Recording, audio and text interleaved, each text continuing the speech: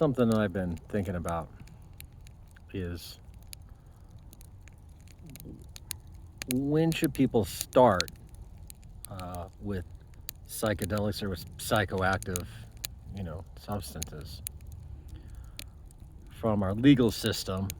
For some things it's 18 for 18 years of age, and for other things it's 21 years of age, and for a lot it's just you're never supposed to do it. But I don't think that those rules are, they might be coming from a good place, but they're not really coming from a place of knowledge and wisdom, and they're not very useful. This is a problem because there's the voice that says, "Oh, drugs are always bad and you should never do them," and end of story. And contrary to what you might think, I actually think that that's an important voice and it deserves to be part of the conversation. But the problem is that it dominates the conversation and it demands a monopoly on the conversation, and it even sometimes uses violence to demand that monopoly. Now, I know somebody who's close to me, who is an ayahuascarian. He's involved in a Brazilian religion called Santo Daime. I think that's how you say it.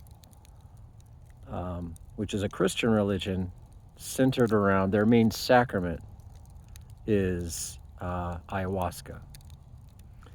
And he started out in the States doing it a lot and was in communities doing these ayahuasca rituals. And he got so serious about it that he went to Brazil and lived for a couple of years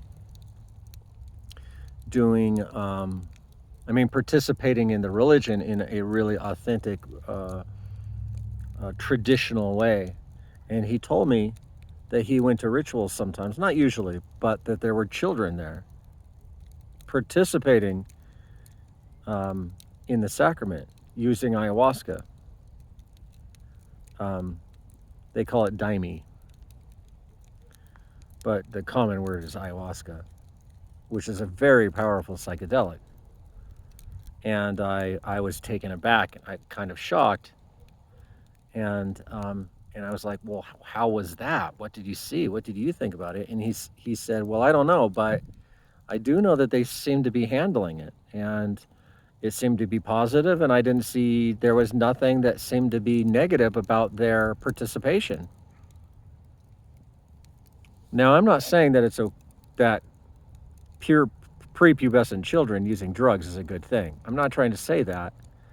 But, and also let's keep in mind that it's not like he was doing some heavy duty research, rigorous research to see the effects of the ayahuasca on these kids. He just made the observation that it didn't seem to be a problem. But I think that we can learn something from this, though, even if we're not ready to go that far, and I'm not. But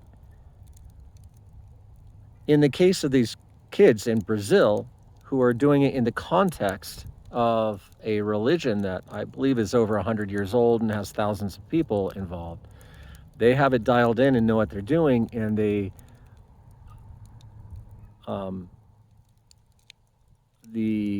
sacrament is embedded in a larger culture, a larger ritual culture, theological culture, and just great musical culture.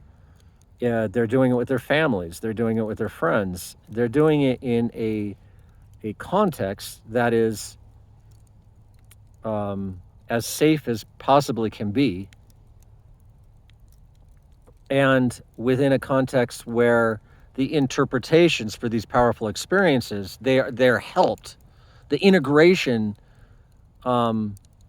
isn't, it's not the way we usually do it. You're not on your own, right? These kids have their parents and other people in the community that are helping them interpret what they're experiencing. I add that, I should say, to my own experiences.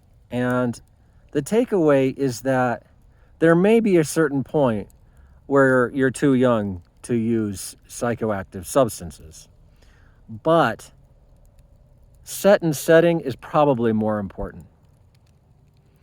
Dosage, being in a position where there are people more experienced than you who can help you interpret what it is you're experiencing.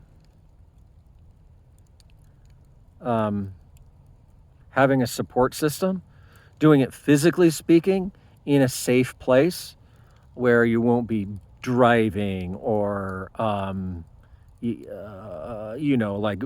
the substances, bad dosage or unclean stuff or dealing with cops or dealing with an unsafe environment. Those are the things that are a real threat. And I will say that I would rather see a 15-year-old do it right than a 25-year-old do it wrong, because psychedelics, when you do them wrong, is wrong. And a lot of people fuck up. And it's partially their fault. A lot of people, when they use these kinds of things for the first time, they aren't being responsible. And at least in the States, in the West, that's the norm. And then what happens is that people have a bad experience or two because they were stupid, and then that ends up feeding into the culture of criminalization and demonization of potentially very healthy substances and practices. So what's the right age to start drugs? I don't really know. But what I do know is that set and setting is probably more important. Doing it right is probably more important than any arbitrary 18 years old, 21 years old, whatever.